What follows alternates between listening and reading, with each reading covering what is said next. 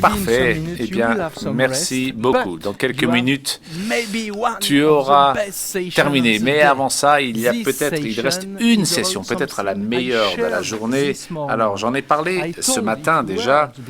Vous vous souvenez, si vous étiez avec nous ce matin, au lancement de cette conférence, j'ai expliqué que prendre de bonnes décisions, c'est essentiel. Prendre de bonnes décisions, c'est important pour vous, personnellement, mais également professionnellement. Nous avons décidé d'inviter un expert, une sommité mondiale sur le sujet. J'ai l'immense plaisir de terminer cette journée avec Hilke Plasman et Michael Platt, et je vais céder la parole à Ted, qui va modérer cette dernière session et qui va d'abord présenter nos invités.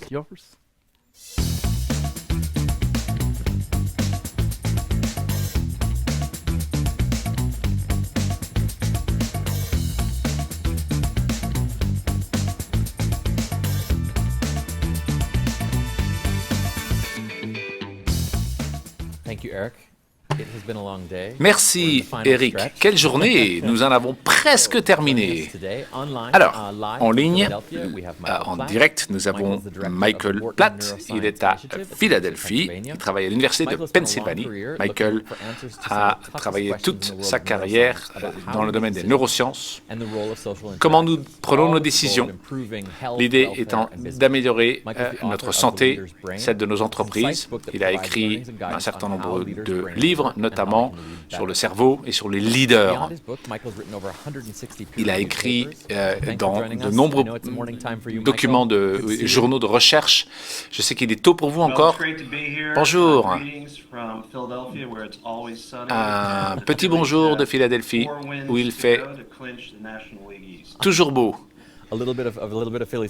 Très bien. Vive Philadelphie. À Paris, ici, nous avons Hilke Plasman qui travaille à l'INSEAD. Elle travaille également dans le Brain and Spine Institute à la Sorbonne, ici à Paris. Elle travaille sur la prise de décision consommateur, les implications marketing. Elle travaille dans le domaine de la psychologie, de l'économie et des neurosciences. Elle a remporté un certain nombre de prix. Je suis certain que vous avez également lu certains de ses articles dans les journaux. Hilke, bonjour et bienvenue. Bonjour, merci, je suis ravi d'être avec vous cet après-midi. Bien, commençons. Comment prendre de meilleures décisions? C'est notre objectif. Alors, comment faire mieux? On s'y consacrera demain également dans notre vie professionnelle et privée, mais cela a l'air un peu trop complexe. Par où commencer pour prendre mieux nos décisions? C'est justement mon point d'entrée à l'origine. Alors, les gens disent beaucoup de choses, et puis ensuite, ce qu'ils font, ce qu'ils pensent, ce qu'ils ressentent diffère. Et donc, en fait, dans les sciences comportementales et en neurobiologie, c'est une fenêtre privilégiée pour comprendre de façon très mécanique comment nos comportements, comment nos émotions se retrouvent dans les actes. Voilà, donc je me suis passionné sur comment appliquer cela au monde de la consommation, comment guider le consommateur. Alors, ce qui est chouette, c'est la personnalisation. Très souvent, on a tendance à segmenter, opérer des segmentations pour expliquer, pour éclairer des comportements. Mais cela peut être très utile de se situer à l'échelon neuroscientifique. Alors, une anecdote assez sympa. Denny Carrill, c'était quelqu'un qui était à la télévision, dont le but était de perdre du poids. Et en fait, il a perdu beaucoup de points. 6 ans plus tard, il a repris 50% de ce qu'il avait précédemment perdu. Alors, ce n'est pas un cas isolé. Il y a des articles universitaires qui travaillent à l'Institut national de santé. Regardez la motivation de chacun qui concurrençait dans cette émission, comment ils ont changé leur régime alimentaire. suite à l'émission, mais ce n'était pas prédictif pour savoir combien de poids ils allaient reprendre par la suite, ou pas d'ailleurs. Alors ensuite, ils se situaient à l'échelon du métabolisme, les changements physiologiques, la réaction du cerveau à l'alimentation. Et puis ensuite, il a été capable d'en voir les effets et que cela est induit par un changement de comportement. Et en fin de compte, c'est ainsi que vous allez vous maintenir dans une tranche de poids précise. Donc en fait, c'est quelque chose de très puissant pour éclairer votre vie au quotidien. Bien. Alors, d'aucuns vont dire de façon très simpliste, c'est le contexte, ce sont des nudges. Mais cela n'a pas suffi. Il fallait procéder à un échelon neuroscientifique. Voilà, donc on a l'effort déployé, je retire de mon frigo ce qui est mauvais, mais vous dites qu'il y a une couche supplémentaire qu'il fallait appliquer. C'est ça. Et donc toute cette idée sur la personnalisation et un traitement médicamenteux précis, ou le bien-être précis, comme on le qualifie, c'est fascinant parce que ça me permet d'intégrer le savoir sur le nudge plus efficace, plus ciblé. Il y a des neuro-hacks, comme on les appelle, et les outils, les smartwatches par exemple, qui vont suivre votre sommeil, qui vont suivre votre battement cardiaque et la variabilité de celui-ci. Et une batterie corporelle pour vous dire, maintenant exercez-vous, maintenant non, reposez-vous. Voilà, donc en fait, en nutrition, c'est pareil, on a une appli qui nous vient d'UCL à Londres, la fac de Londres, qui fait un profil individualisé avec leur niveau de glucose, leur métabolisme, la matière grasse, pour donner derrière des indications sur le régime alimentaire pour mener une vie plus saine. Voilà, donc les neurosciences, c'est le sujet qui nous intéresse ici. Il y a un grand nombre de hauts dirigeants dans l'auditoire aujourd'hui. Est-ce que les dirigeants prennent des décisions différemment comparativement à des quidams dans la rue? Comme moi, vous avez évoqué la question des émotions. Peut-être que les dirigeants sont davantage capables à distinguer des émotions de leur rationalité. Ou est-ce que c'est faux? Non, je ne dirais pas que les émotions ne sont pas impertinentes ou qui sont des obstacles. Non, des émotions existent pour un but très précis. Elles nous donnent une teinte mobilisatrice qui nous permet d'agir. C'est un aiguillon qui nous donne parfois un avantage concurrentiel. Alors, dans le monde des affaires et être dirigeant dans cet univers, l'émotion peut constituer un obstacle. Pourquoi? Eh bien, quand vous êtes dans un état d'excitation émotionnelle, vous allez peut-être privilégier ce que vous pouvez perdre, ce que vous allez éventuellement gagner. Et cela peut dresser des obstacles. Alors, depuis quelques décennies, on peut comprendre, grâce à la neuroscience, c'est que le cerveau va prendre des décisions en intégrant des données pour pondérer le réel jusqu'à atteindre un seuil qui va vous permettre de prendre une décision. Voici la décision à prendre. Alors, si vos émotions sont là trop, ça a tendance à éclipser les données accumulées. Et ça accumule aussi une nuisance sonore, si je puis dire, parasitaire, qui va parasiter votre prise de décision. Voilà, donc l'excitation passionnelle, si je puis dire, peut être défavorable à la prise de décision. ou bien vous allez centrer votre attention sur ce que vous allez perdre. Et on le voit très bien d'ailleurs dans le contexte de la prise de risque. Il y a longtemps, il y a quelqu'un qui disait que les gens évitent ce genre de paris, là où vous êtes susceptible de perdre quelque chose. Et vous le faites parce que vous ressentez la perte, ou bien au contraire, le plaisir de la victoire. C'est une idée qu'on peut envisager, c'est un modèle, mais il y a un autre modèle qui consiste à dire que les gens préfèrent le statu quo, qui n'aiment pas le changement. Mais en fait, les deux sont valables. Vous ne pouvez pas le voir dans les décisions proprement dites, mais dans un cerveau, on peut le voir. Les gens accordent davantage le privilège à ce qu'ils vont perdre, et d'autres, au contraire, vont rejeter toute possibilité pour rester tel quel. Mais sur le plaisir, se centrer sur le désir, sur le plaisir ou sur la perte, vous pouvez suivre cela, là où les gens dirigent leur regard, s'ils sont davantage anxieux, ils vont s'attacher à l'objet de leur perte, de leur plaisir. Le centre de notre attention, c'est le centre de ce que l'on recherche. Donc, si vous êtes attentif à ce que vous pouvez perdre, cela va piloter votre attention, mais cela va changer le tableau du monde, si je puis dire, pour vous. Nous l'avons fait. Si, par exemple, on met en exergue les gains, eh bien, le tableau s'illumine et les gens les regardent et ça accumule davantage d'émotions qui leur forcent la main sur le pari, sur la prise de risque et inversement.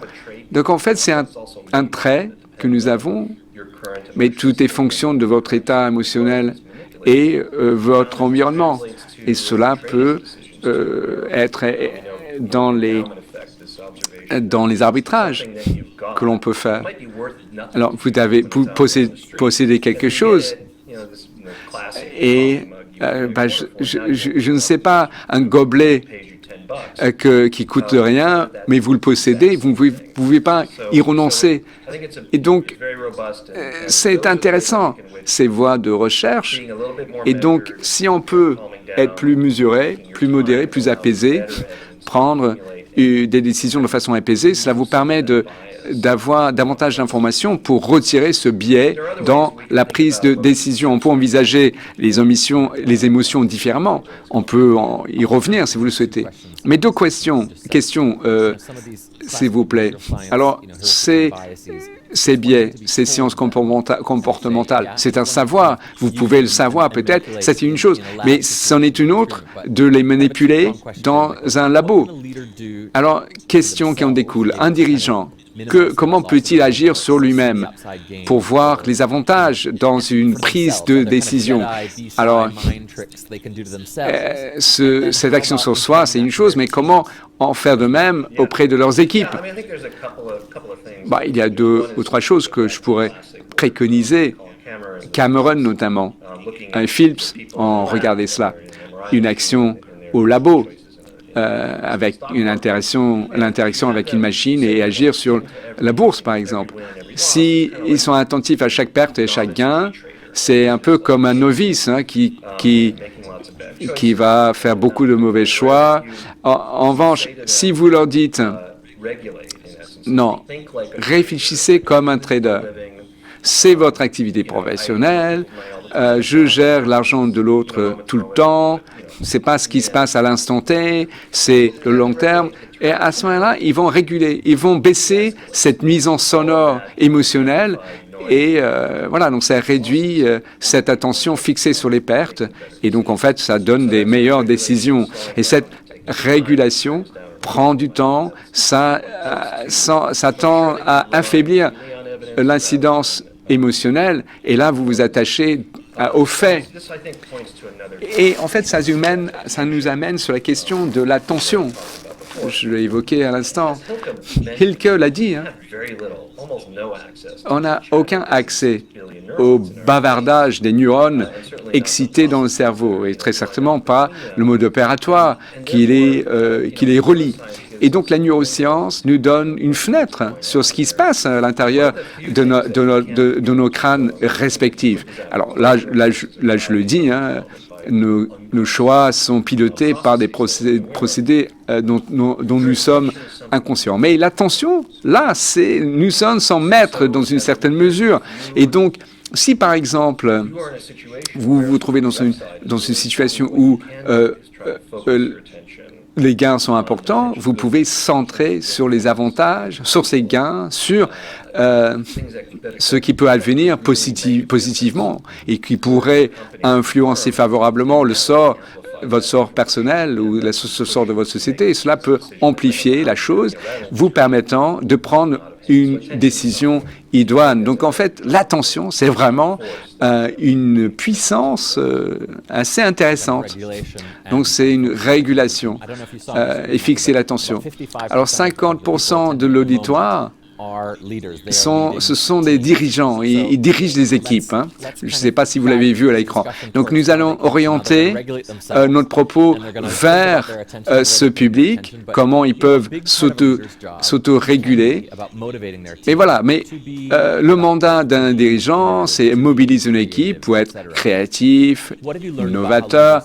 Alors, qu'est-ce que vous avez appris en la matière ? Les dirigeants, comment ils peuvent mobiliser leurs équipes, leur permettre de puiser dans leur attention, dans leur créativité. Bon, il y a plusieurs choses. Alors, il faut faire gaffe à la contagion émotionnelle. Si les dirigeants affichent sa peur, son incertitude, sa colère, cela peut se propager plus loin. C'est pour ça que la question de la régulation revêt un intérêt capital. Nous sommes humains et nous sommes des êtres sociables. C'est vraiment dans le sang. Je passe l'essentiel de mon temps à me pencher sur les singes et qui partagent avec l'humain cette capacité à être sensible à ces informations environnementales, contextuelles, sociales. Donc les gens qui travaillent pour vous, ils vont vous regarder de près. Et donc ce que vous dites, ce que vous faites, potentiellement, vont avoir un impact sur eux. Mais je dirais qu'aujourd'hui, nous sommes à un carrefour. Alors, si vous prenez du recul, hein, ce qui s'est passé depuis 100 ans, ou voire plus, on est passé dans une économie fondée sur les rapports, les relations, dominées par l'information et par l'IA. Alors, si on met l'accent sur les connexions sur le travail, faire ressortir les opportunités, s'il y a un mandat culturel qui régit vos actes de dirigeant pour resserrer les liens entre les membres de vos équipes, cela peut renforcer la confiance, renforcer la communication au sein de ces équipes, mais je pense aussi que cela va leur permettre d'être davantage sensibles à la question de la confiance qu'ils peuvent placer dans la parole et les actes du dirigeant. Et c'est ainsi que ces équipiers peuvent agir convenablement suite aux instructions imparties par ce dirigeant. Bon, très bien, Ilke. Un dirigeant, comment peut-il communiquer avec ses équipes si on veut donner le là émotionnel, s'assurer que les gens sont concentrés sur leurs tâches à court terme, mais à long terme, retenir les talents.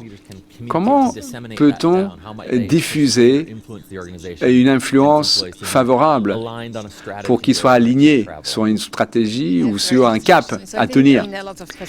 Alors, il y a plusieurs techniques, hein, mais ce qui est important encore davantage en tant que comportementaliste, c'est de créer un contexte de mobilisation. Donc, à travers des actes de communication, les compétences communicatives, comment ils reconnaissent ou récompensent les efforts, comment ils veillent aux décisions prises et comment Et dans quelle mesure ils font sortir une ambiance de sécurité psychologique au sein de l'équipe. Il en a été question ce matin. Si vous êtes dans un lieu de travail sous pression, si vous voulez que les gens soient motivés et créatifs, les aider à comprendre que voici un havre de paix. Vous pouvez livrer votre pensée sans phare. Cela permet de naviguer dans une crise et cela permet de maintenir un niveau de motivation adéquat. Et il y avait des termes difficiles pour les dirigeants. Motivation était difficile, déléguer, renforcer la compréhension, être inclusif, créer une appropriation de la stratégie. Nous avons parlé un peu de la motivation. Et est-ce qu'il y a quelque chose qui ressort ici? Des astuces en matière de communication? Michael a sans doute une idée là-dessus, mais pour moi, l'essentiel, c'est d'être très clair, transparent en matière de communication, récompenser l'équipe, saluer l'équipe, mais il faut rester transparent dans votre gestion de l'équipe. Et dans ce contexte de motivation, les gens peuvent être davantage créatifs et trouver des solutions. Michael, alors, vous avez vu ces termes, déléguer, s'avère difficile, garder la motivation au sein de l'équipe. Bon, il y a une profusion d'idées que cela permet de ressortir, mais je souhaitais réagir dans le droit fil de ce qu'a dit Ilke. C'est-à-dire que quand on vit en bonne intelligence avec quelqu'un, il y a des bonnes relations de travail, nos cerveaux commencent à entrer en résonance, à se synchroniser. Nous sommes de bons amis, notamment avec moi et Ilka, on serait davantage semblables, on percevrait le monde de façon semblable. Ce serait comparable en tout cas, et cela nous permettrait d'être davantage susceptibles à travailler la main dans la main. On est synchronisé sur le plan collaboratif et sur la question de la confiance. Donc, il y a un grand nombre de choses positives après tout. Donc, deux conclusions qui en découlent. Les dirigeants peuvent agir ainsi parce que ce que nous avons appris, c'est que l'action d'un dirigeant, surtout s'il veut que son équipe fasse quelque chose de difficile, le dirigeant doit synchroniser le cerveau de son public avec le sien. Donc, en fait, les gens vont être... Quelqu'un arrive le matin au travail, il a passé toute la nuit dans une boîte de nuit, un autre, il a eu un problème avec sa femme. Bon, donc chacun se présente au travail dans un état d'esprit différent. Donc, il faut vraiment les aligner avant de leur transmettre un message. Cela relève de la question de la délégation sans doute, mais ça fait partie d'un acte de communication, mais c'est là où le charisme a son rôle à jouer. Narrer une histoire, raconter une histoire, ça semble être une façon de rassembler les gens, les synchroniser pour qu'ils entendent du même oreille ce que vous dites et comprendre ce qu'on leur demande. Alors, la synchronisation. Alors, les avantages qui en découlent. Cela permet d'être clair, être simple, franc. Donc, un langage trop complexe, trop chargé de complexité, trop long. Ces choses-là peuvent être un obstacle à la synchronisation de cette écoute qui vous est prêtée par l'équipe. Deuxième point, je reviens à la sécurité psychologique soulevée par Ilke à l'instant. Alors, c'est critique pour la dynamique d'une équipe dont les efforts sont aboutis. Voici deux mois, nous avons fait sortir un papier mesurant des battements de cœur de ceux qui sont sur un panel de recrutement. Et de même que nos cerveaux sont synchronisés avec ceux avec qui nous nous entendons bien, cela rentre dans ces mécanismes corporels. Nos battements cardiaques rentrent en résonance avec l'autre. Alors, on a confié une tâche très ardue dans le cadre de ce travail-là, hein, enfin, le recrutement, c'est difficile de comprendre les informations et tout, au sein de ces comités de recrutement. Mais les comités qui étaient physiologiquement synchronisés étaient susceptibles de parvenir à un consensus et ont pris la bonne décision en définitive. Mais les comités qui n'étaient pas synchronisés physiologiquement, hein, peut-être ne parvenait-il pas à un consensus, où il écoutait celui qui parlait le plus fort, et puis ensuite était en échec par rapport à la décision qu'il fallait prendre. Alors, rien de tout ça n'a été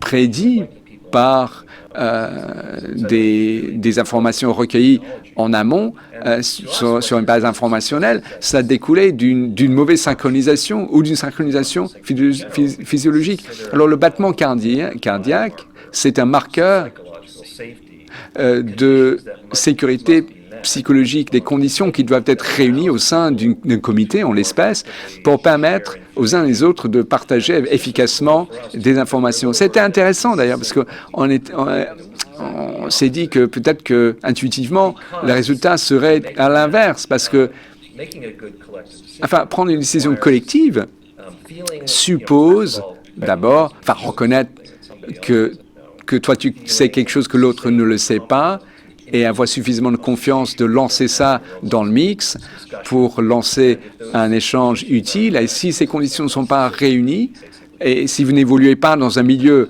sécurisé, en fait, les gens ne vont pas pouvoir le faire. C'est fascinant.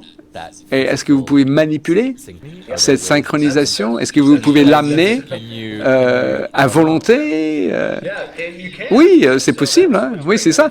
Mais alors, certaines personnes sont synchronisées d'entrée de jeu, dès la première rencontre, physiologiquement. Vous pouvez voir qui va devenir de grands amis. Il y a Caroline Parkinson qui a mené des recherches là-dessus. Ils ont fait la démonstration. Vous pouvez prédire la naissance d'une amitié. En regardant une vidéo TikTok, par exemple, vous allez avoir, si deux personnes regardent la même vidéo, c'est possible que vous vous rencontrez favorablement. Alors, dans un bureau, nous avons mené une recherche, c'était l'an dernier d'ailleurs, ce sont des gens qui n'ont jamais travaillé physiquement dans le même espace, et pourtant, plus ils étaient synchronisés, mieux leur relation professionnelle, alimenter leur productivité. Alors, pour une équipe agile, fugitive, des équipes fugitives ou à distance, comment susciter cette synchronisation? La neuroscience peut être très utile, peut être très précieuse. Quand j'échange avec les dirigeants, la question se pose à savoir pourquoi est-ce que je dois placer ma confiance en vous? Et moi de répondre, si vous allez passer du temps avec un travail, autant prendre celui-ci parce que il est probant.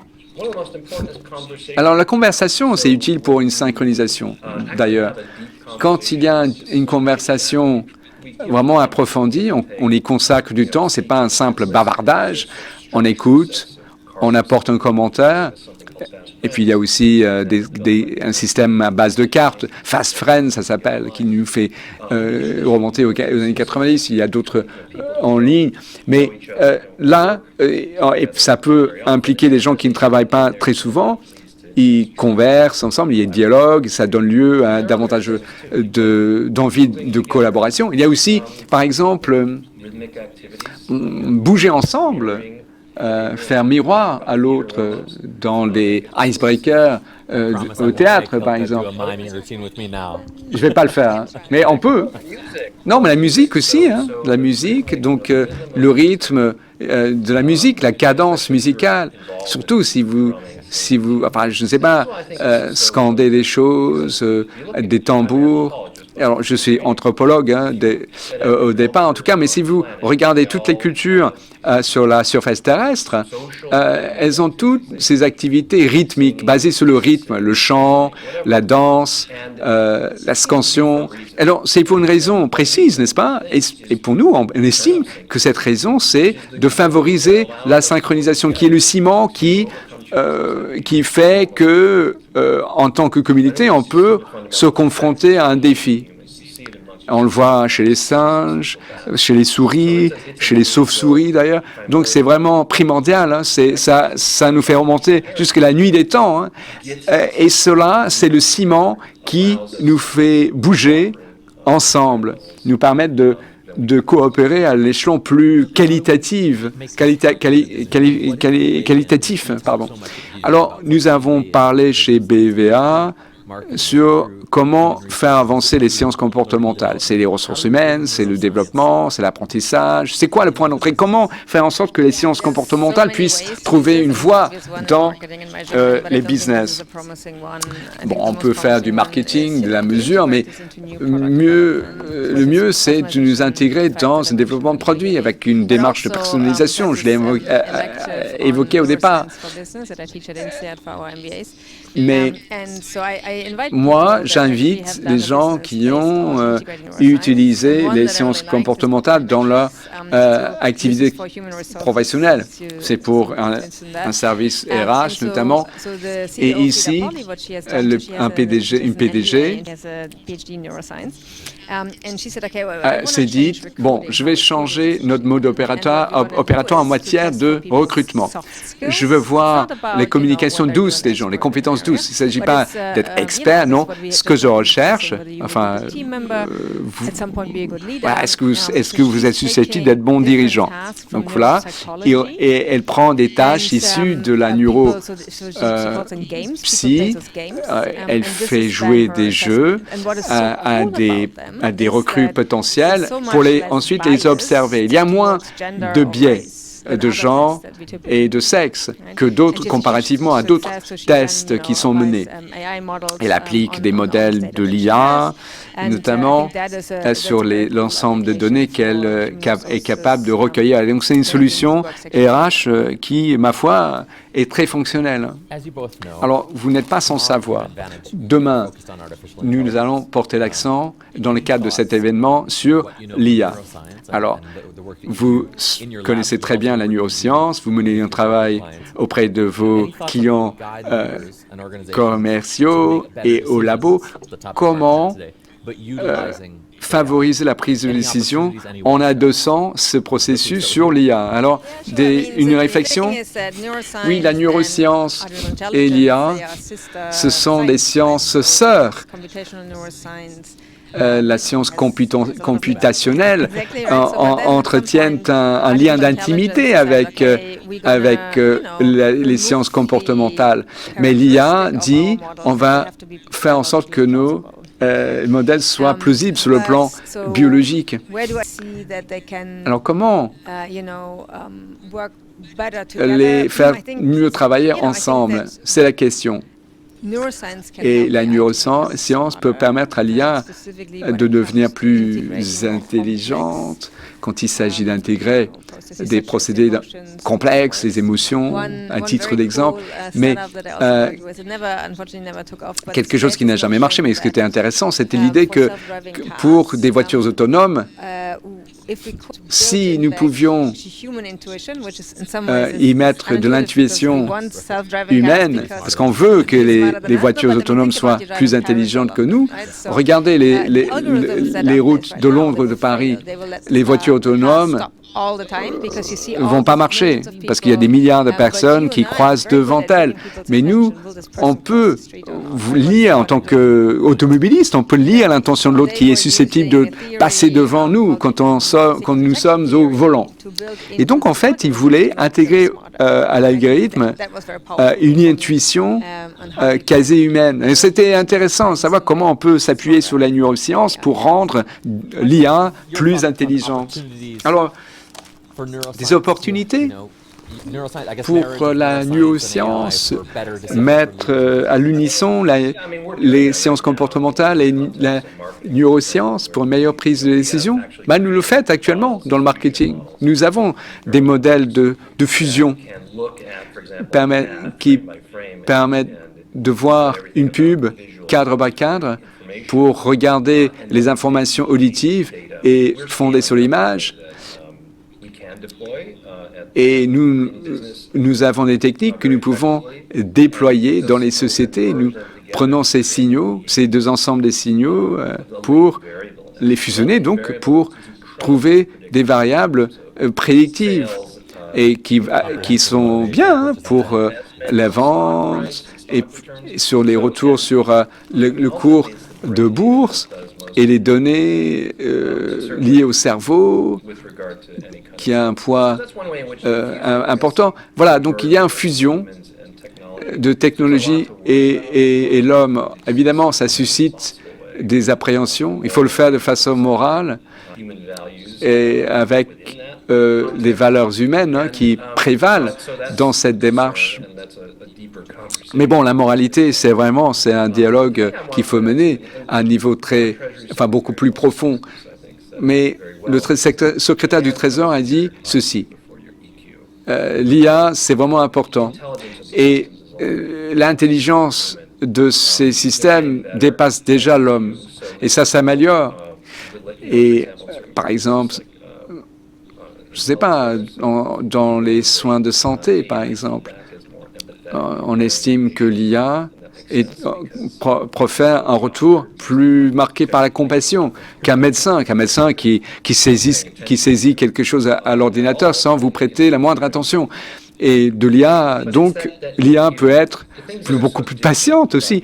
Mais il y a des similitudes entre l'IA et le cerveau humain pour ce qui est des algorithmes sur lesquels ils font, mais l'intelligence humaine est tellement différente, ce n'est pas un ordinateur.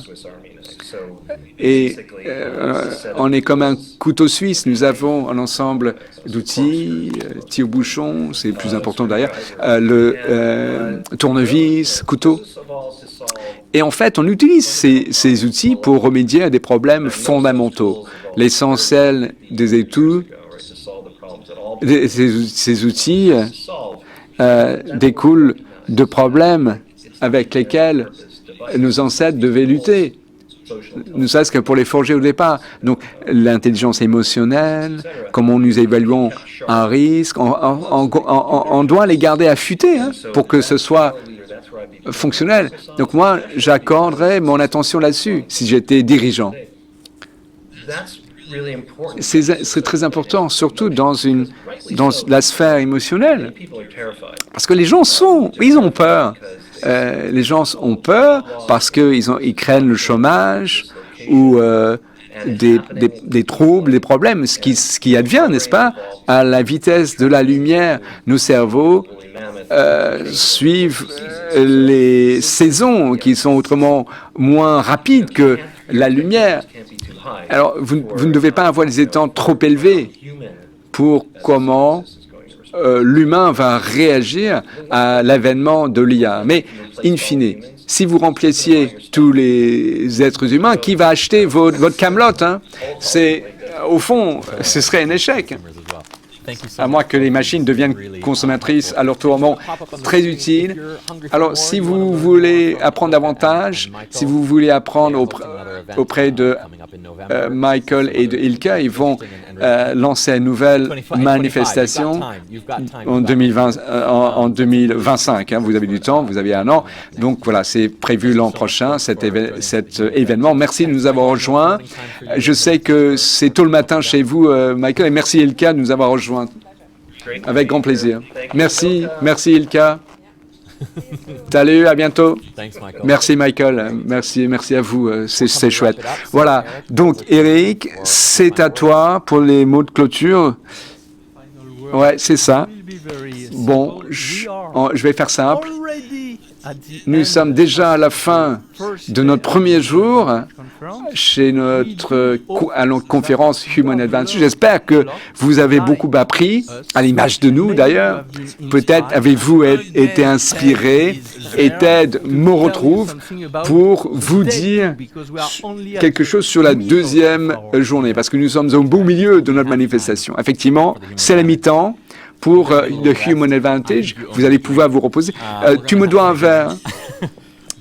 Voilà, mais on va se retrouver tous demain matin. Nous commençons à 8h45, heure de Paris, pour le deuxième jour. L'accent, comme on l'a dit à l'instant, nous allons porter l'accent sur l'IA. Eric va se reposer demain un petit peu. J'ai quelqu'un qui va présenter à mes côtés demain, quelqu'un d'autre. Et nous allons commencer avec professeur Sibony, demain matin, un orateur de grande qualité. Deuxième jour, demain. Merci et à demain.